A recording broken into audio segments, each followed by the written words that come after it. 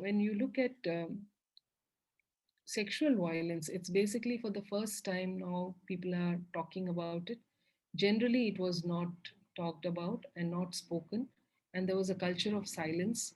And there was also a paucity of research in the field of sexual violence.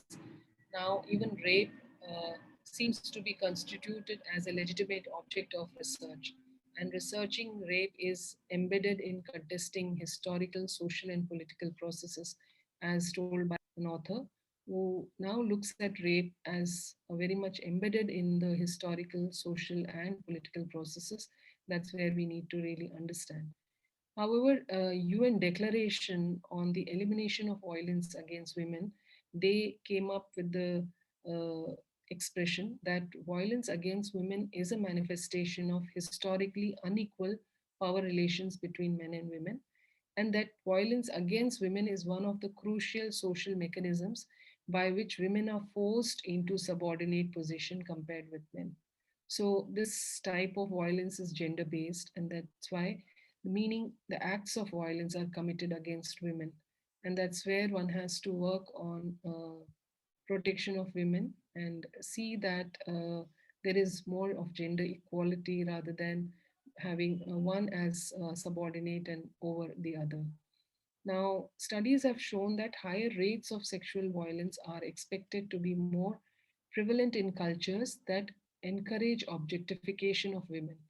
Now, and thus making them appear inferior to men. Now, when you say objectification, we know we have seen in many of our advertisements, media, films, all the time showcasing women as objects, and the songs, especially talking about women as objects. And in many countries, not all cases are reported as high as higher percentage of sexual violence. In many countries, sexual violence go unreported, and because of the sensitivity of the issue, and more so making it difficult to gather exact figures and true sense of the problem. Even the NCRB data, which comes out, is not is kind of underreporting. If you look at incest, hardly any incest reportings come out, and the NCRB data also gives very minimal. However, when you look at one of the studies in 2017 by Ministry of Women and Child Development, shows that every third girl and every fifth boy have faced violence, sexual abuse as children, and that's quite rampant. So the point is there is hardly any data, and people do not report because this is a very sensitive issue, and it is in the unreported sexual offenses are higher in the Asian cultures because virginity is highly valued, and women's modesty is utmost importance, which is given to the family and which requires respect. So the family honor lies on the women's honor, and any kind of sexual assault or rape on a woman is seen as an assault on the family, and thereby many cases of whether incest or whether sexual assault or rape go underreported. Now, when you look at how even the script of rape, which is like how the rape is seen as and how it is justified, is very interesting to see the power relationships. And for any sexual assault or rape, generally it is said we did that because we wanted to teach a lesson. It's a very dominant way of explaining and a justificatory narrative, and there are scholars like Moffat, Rao, and Pratiksha Bakshi who have written on this about how the script in the courtrooms talk about rape and how they are justified by saying that it's a woman who provoked them, or it is because they have done something and they have to be taught a lesson. And these kind of narratives also are seen in other countries like Africa, where Moffat talks about in post apartheid democratic South Africa, these justificatory narrative structures, where male narratives of rape as a technique of punishing women for expressing their will and wish was seen as a teaching lesson. And also raises striking possibilities of comparative research. When you do a comparative research, which in many anthropological research, we try and see how it is there in other cultures.